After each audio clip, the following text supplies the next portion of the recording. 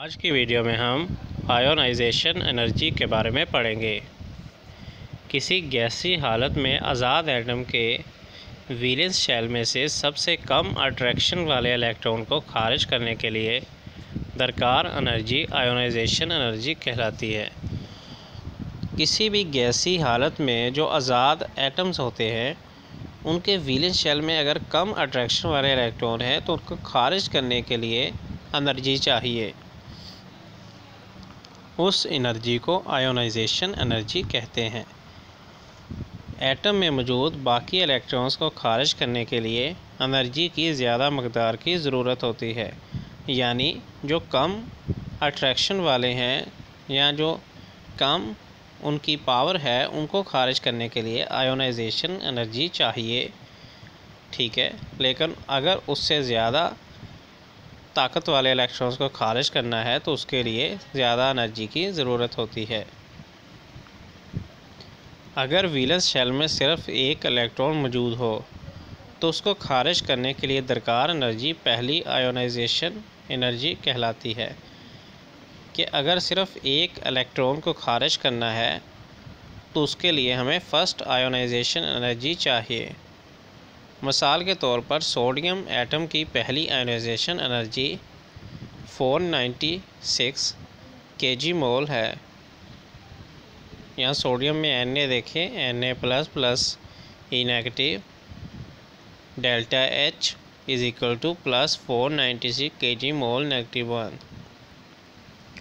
लेकिन जब बैरूनी शेल में एक से ज़्यादा इलेक्ट्रॉन्स मौजूद हों तो उन्हें ज़्यादा से ज़्यादा एनर्जी फराहम करके एक एक करके खारिज किया जा सकता है।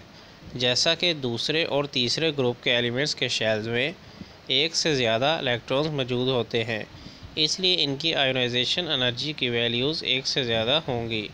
पीरियड में बाएं से दाएं जानब आयोनाइजेशन एनर्जी की वैल्यू बढ़ती है। उसकी वजह यह है कि एटम का साइज़ कम हो जाता है और बैरूनी इलेक्ट्रॉन्स पर न्यूक्लियस की इलेक्ट्रोस्टैटिक फ़ोर्स ज़्यादा हो जाती है। इसलिए पीरियोडिक टेबल में दाएं जानब के एलिमेंट्स की निस्बत बाएं जानब के एलिमेंट्स की आयोनाइजेशन एनर्जी कम होती है, जैसा कि दूसरे पीरियड के एलिमेंट्स के लिए टेबल में दिखाया गया है। यहाँ आप देखें दूसरे पीरियड के एलिमेंट्स आयोनाइजेशन एनर्जी kg मोल में है, वो देख सकते हैं आप कि 520 फिर 899 किस तरह ये आगे को जा रही है। पीरियड में आयोनाइजेशन एनर्जी में इजाफ़ा हो रहा है और ग्रुप में आयोनाइजेशन एनर्जी में कमी देखने को मिल रही है।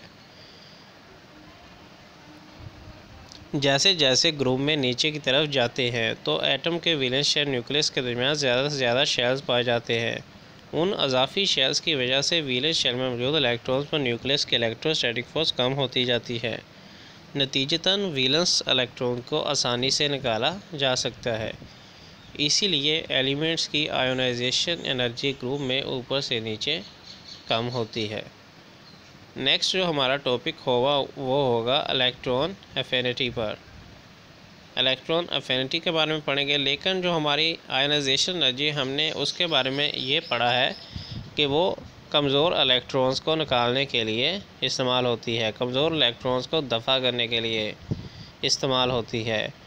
अगर सिर्फ एक इलेक्ट्रॉन मौजूद हो तो उसको निकालने के लिए फर्स्ट आयोनाइजेशन एनर्जी की ज़रूरत पड़ती है।